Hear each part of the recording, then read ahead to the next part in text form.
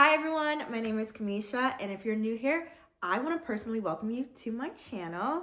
And if you're an OG, welcome back. Hi again, my dear friend.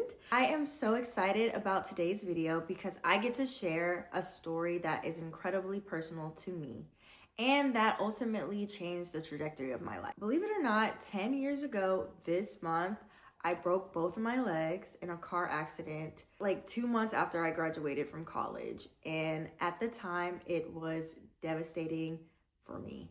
I was a hot mess. I often question why did this happen to me? But looking back now, I realized that moment in time really wasn't about a car accident.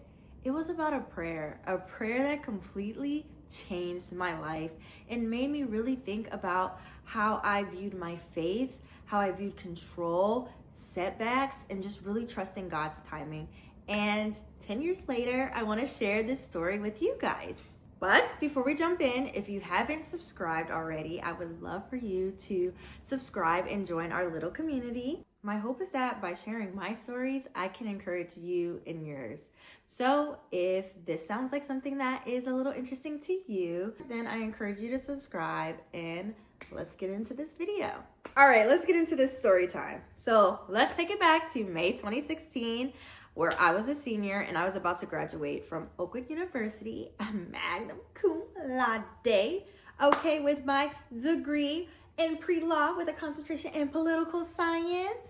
And I was just elated, okay? I was on top of the world. Like, my whole family was coming down.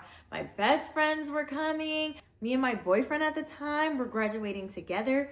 Like, there was nothing you could tell me, okay? I had a big head, all right? I also made sure that I got my hair done, nails done, everything did, because it was a big moment and my parents was putting on a graduation dinner for me. So I had to come correct. But little did I know, at that graduation dinner, my parents would surprise me with the keys to my brand new Toyota Corolla, okay? And I was shook, okay? I went home and I saw that car and I immediately hugged it, kissed it, cried. That car was my baby. It was dark gray. I named her Storm. I was obsessed with that car, like to the point where I was literally hand washing that joint, okay? So probably around the 2-month period, so moving a little ahead, about 2 months after I graduated, a major national event happened, and that was the Cleveland Cavaliers winning the NBA Finals with LeBron James. And I was stoked, my friend was stoked, and we wanted to go to the parade in Cleveland. And I was like, Dad, I have a car now. I'm gonna drive from Maryland to Cleveland to the parade, which was about, I don't know, 6 to 8 hours, maybe. I don't know. Mind you, I've never driven long distance before. And my dad, he was like, I don't really like this idea of you driving to the parade, especially since you never done long distance before. I was like, oh my gosh, come on, Dad. And we had a really big argument about it. And I ended up not going to the parade. Instead, I was like, okay, well, Daddy, I'm gonna show you. You're telling me that I can't drive 6 to 8 hours, so I'm gonna drive somewhere else that's shorter, and I'm still gonna have a good time just to prove you wrong. I ended up planning a trip with my best friend to go to Ocean City, which was only 3 hours away, and we decided to go like right before July 4th. We were like, we don't wanna go on July 4th because we don't wanna be stuck with the big crowd and get into traffic and all that. So we're gonna go on June 30th and we are gonna have the time of our lives. And it was just such a beautiful day. Like, everything was great. The food was great. The beach was so gorgeous. Like, I could hear freaking birds chirping everywhere I went. And it just was a beautiful day until it wasn't. So before I left, I made sure I checked in with my mom. I let her know I'm on my way. I said a prayer to God to let us get to our destination safely. And I hit that road, Jack. So when I finally got on the road to drive, the roads were pretty clear. We just were listening to my playlist, in and out of girl talk. And then I remember there was just a period of silence. And I'm looking ahead at the road and I noticed like there's a car in the distance coming my direction. Not only was it coming towards me, it was swerving like this, in and out of the lanes. And again, I don't think I'm processing what I'm seeing, because I'm like, I'm driving this way and the car is driving this way. Am I making this up?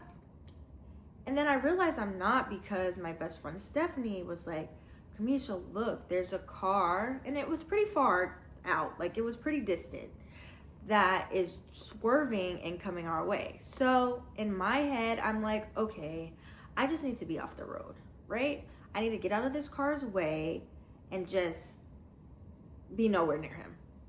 I decided the best way to avoid any contact with this car was to just veer off to the shoulder and just wait for it to pass by and just get out of my way. So as I tried to veer off to the shoulder, it was so strange, because I felt at that moment in time, the other car increased its speed, and then it just followed me and ended up hitting my car head on. And not only did I end up going to the shoulder like planned, but my car ended up flipping into the ditch. And just so you know, before the car actually hit me, I realized there was nothing to do. So I just embraced for impact. Like, I remember closing my eyes, and while the car was flipping into the ditch, I was just like, okay, I need this to be over. I can't wait for it to stop. Not one moment in time did I think I was going to die. And when the car did stop, the only thing that I could feel at the time was the seat belt strap. Like, it was like tight. It was actually like digging into my skin. So I was like, oh no, I need to get the seat belt off. Like, it hurts. And then when I found the button for the seatbelt, I clicked it. I ended up falling into the ceiling floor of the car, which means that the car was upside down. And I didn't know that until I fell. I'm like, all right, that was painful, but now I need to get out of this car. And I am like trying to crawl my way out of the car. And I'm like, why am I not moving? And so then I literally turned my head, and I look back, and I see that both of my legs are broken. I'm talking about they were looking this way, that way, that way. And I'm like, oh crap, my legs are broken. Talk about adrenaline, because I didn't feel no pain. The only pain I felt was that seatbelt. I did not feel my leg pain. So I was just like, what am I gonna do? How am I gonna get out of this car? Then all of a sudden I hear a loud scream, like, what is that noise? And I realized it's my best friend screaming. She's still upside down in her seatbelt, and I'm like, Stephanie, calm down, bro. It's okay. Like, we're alive. It's okay. And she's just like, get me out of here. Get me out of here. And I'm like, I don't know why I was so annoyed at the time, but I was just annoyed. And I'm like, Stephanie, we're gonna be fine. And then I start to feel shaking, right? I'm feeling shaken, and I'm like, okay, now why is the car moving? Like, what's going on? And I see like a bunch of like civilians. I'm assuming the people who were in their cars and saw the accident are now trying to get me and my best friend to get out of the car safely. They end up managing to get like one door off, and I end up talking to a guy, and the guy is like, hey, you know, we call 911. Whoever comes to our accidents is on their way. They're gonna get you guys out of it. And again, my adrenaline is pumping, and I'm just upset and annoyed. I'm just like, I just got this car for graduation. I can't believe that guy hit me. Like, my dad is gonna be so mad. Like, he bought me this car, and I tried to prove to him that I could drive to Ocean City so I could go to Cleveland. Like, I'm telling the whole story, and the guy's like, hey, darling, I think you're worried about the wrong thing. And I'm like, nah, you don't understand. And so eventually I calmed down a little more, and the guy continues to keep me company. Thank you to whoever you are. You were sweet. Now the emergency team is on the field, and they surround my car, and they're saying that I have to break the glass and pull me out, but they're gonna cover me with a tarp first. So they end up doing that. Then they slide a board underneath me to help pull me out. And that is when I felt the pain, okay? I immediately screamed because the pain was unbearable. And I remember when I fully got out of the car, they were just like, okay, you have a compound fracture. We're gonna have to stabilize your leg.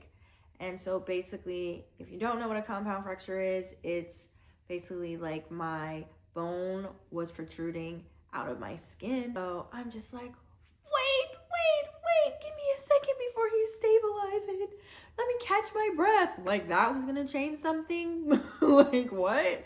And they're like, all right. And I was like, counting. I was like, okay, counting to 10. I'm like, okay, I'm good now. I was like, you can go. And when I say, they said, oh, I let out the biggest scream of my life. But they stabilized my leg. And I remember an officer coming to me and saying like, hey, do you have an emergency contact? And I'm just like, my dad, he's gonna be so mad at me. We ended up being airlifted to the Maryland-Baltimore Shock and Trauma Center with the guy who hit us head on. So after I got all my x-rays and they did the workup on me, I learned about my injuries. I tore my quadricep tendons in my right knee. I had a compound fracture where I broke my tibia and my fibula in my right leg. And then in my left leg, I broke my femur, which is the biggest bone in your body. And since the police were in the hospital conducting their investigation, I learned more about the driver who hit me. He was a paraplegic at the time, and he was using hand controllers to drive, and that the crux of the problem that day was that he was high as a kite and had abused oxycodone, which they found bottles and bottles all over the floor of his car. And so he was not in his right mind when he hit me and my best friend. I had to get surgeries for those injuries. I ended up being in the hospital for 1 week, and that week was very hard for me. I had to take so many pain medications to even just function. I ended up being really constipated, which was problematic because my ultimate goal was to get out the hospital and go to an inpatient rehab facility where they would teach me how to learn how to walk again.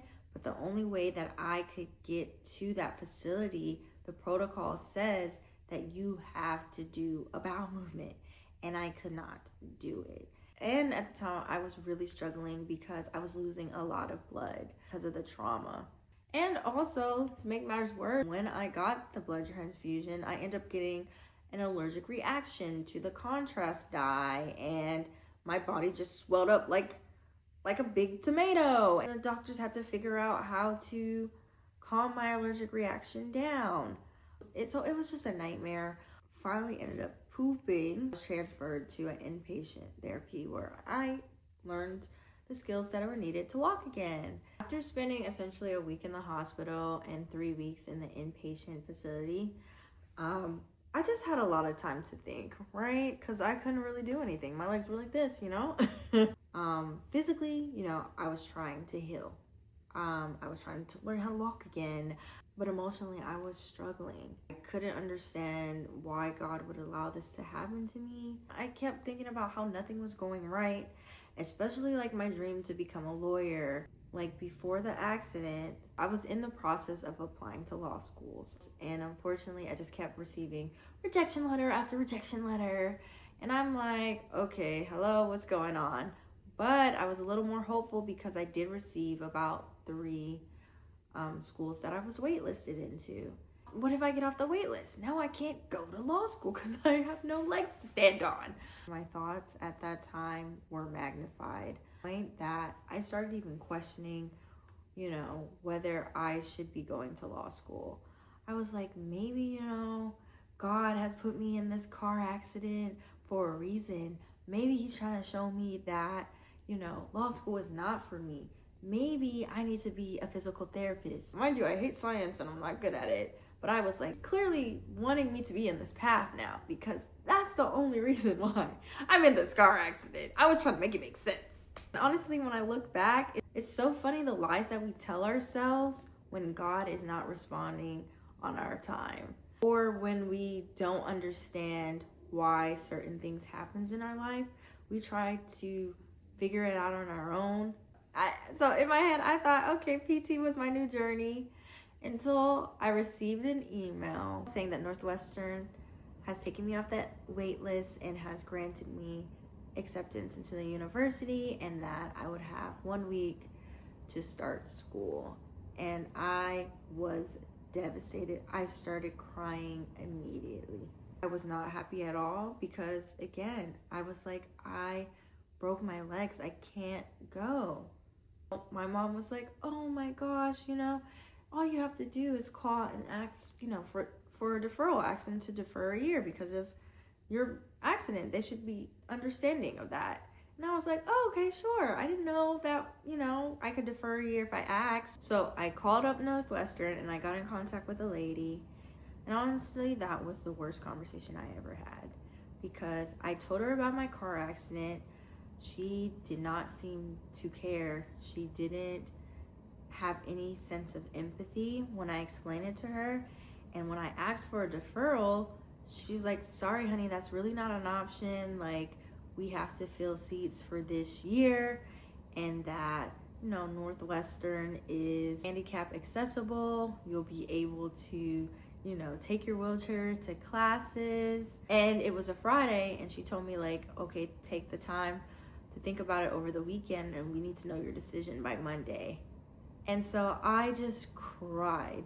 I can't believe I got into one of my dream schools, and I had to make the decision on whether I would attend. The decision was a hard one to make, because on one hand, I'm leaving the inpatient facility, just learning how to use my wheelchair, and now I am expected to go to law school, move to a new city, and wheel my way to school. I'm sorry, what? I couldn't believe that I had to make this decision over the weekend, and I tried to weigh the pros and cons, but I kept looking at the cons more than anything, because I just couldn't fathom moving to an entirely new city, not being able to walk, trying to wheel myself to school in my wheelchair. I just couldn't process the idea. I talked to my mom about it, and she was like, I could take off work and I can wheel you to class and walk you to school. And I'm just like, oh my gosh. Well, law school's already hard as it is, normal. But add this injury layer on top of it, I was panicking. But I said, you know what? This is not my problem to figure out. I'm going to fast, I'm going to pray, and I'm going to leave it to God, because I don't know what to do. So over the weekend, I fasted and I prayed, read my Bible, just searching for the answers to figure out what God had planned for me. And honestly, I don't remember what my decision was, whether I was going to go or not go. I do remember is that when I called that Monday to tell the lady my decision, I end up getting another person altogether. And I was like, hey, I'm calling because we're discussing whether I can defer after, getting into my car accident. And as soon as I said car accident, this lady's like, whoa, I'm sorry, sweetie. Like, are you okay? You broke both of your legs? Like, she's asking me questions. She's like, if there's any reason to defer, that is the reason, sweetie. Like, you can defer. And I immediately just started crying tears, because I was like, God is so good. I knew I could probably make it in law school with my wheelchair, but I trusted him to work it out for me, and he did. And he continued to work it out for me, because if I had went to law school and I did not defer a year, I would have had no scholarship money, 0 scholarship money. But because I deferred a year, we had a new pot of scholarship money to give to students, and I got a lot of scholarship funds to help me pay for my education. And God's mercy and grace just kept coming. Like, my healing started to increase. My doctor told me that they were shocked, because instead of learning to walk in 3 months, I started to learn how to walk in 6 weeks. And eventually I healed. I went to law school. I passed the bar. I got married. Like, everything in my life just started happening one after another. So why am I sharing this story with all of you guys today? I'm sharing the story with you guys today because I believe there are so many lessons that we can take away here. One, my first lesson is be careful what you pray for. I haven't mentioned this part of the story yet because I wanted to save it to the end. But earlier that year, I remember writing in my prayer journal that I didn't really have a testimony to share. I didn't really have a story that could encourage people. And I said this because I was at church one day and someone was just giving a powerful testimony. And I was like, wow, I don't have something that strong, that powerful. I don't have a life event that changed the trajectory of my life. And maybe that's my reason to be thankful for. I wrote that in my journal. I was like, I don't have a story to give. Where's my story? And I kid you not, 2 weeks later, my car accident happened. So seriously, be careful for what you pray for, because looking back on it, God answered that prayer. Just not in the way that I could have imagined or expected, clearly. I remember watching a movie the other day, and Morgan Freeman was talking to a person, and he asked them, if you ask God for peace, do you think the next day you're gonna wake up and just magically be a peaceful person? Or is God gonna give you an opportunity to learn how to be a peaceful person? I asked for a story, and that car accident gave me this opportunity right here to testify to God's goodness to you guys. I didn't ask God for broken legs. I didn't ask for pain. I was asking for was how can I be used? And sometimes the prayer that really grows us are the prayers that are uncomfortable. So my question for you today is, what are you praying for right now? Sometimes we're so focused on the outcome that we often forget that God is more concerned with who we're becoming in the process. Lesson number 2, sometimes we misinterpret setbacks. After the car accident, I told you guys I was convinced that God was redirecting my life. I knew I needed to go to PT school immediately, and that couldn't be far from true. Looking back on it, God was redirecting me. And I think a lot of us do that too. We experience one setback and we immediately think like that dream is over. We may get rejected from our job, or maybe that relationship didn't work out. Maybe that application gets denied, or that opportunity disappears. And then what? We start writing our own ending. But what if the setback isn't the end of the story? Maybe it's just one chapter. Sometimes the thing you're calling rejection is actually preparation for the next big thing. Lesson number 3, my favorite. You can't control everything. One thing that this accident has taught me is that control is an illusion. You cannot plan everything. I had a plan. My plan was to graduate, go to law school, become a lawyer. Simple. Okay? And then one day, completely changed my timeline. The truth is, God does not follow our timelines. He's on his own. And I know that sounds frustrating, but trust me when I say God's timing is always better than ours. Freedom really comes when we stop trying to control every outcome and trust God with the parts that we can't see. What are you holding on so tightly that you need to now let go of and place it in God's hands? Because sometimes peace doesn't come from having the answers. Sometimes peace comes from truly surrendering to God. Next lesson, lesson number 4, God can use the pain for purpose. For a long time, I could only see pain and frustration out of that car accident.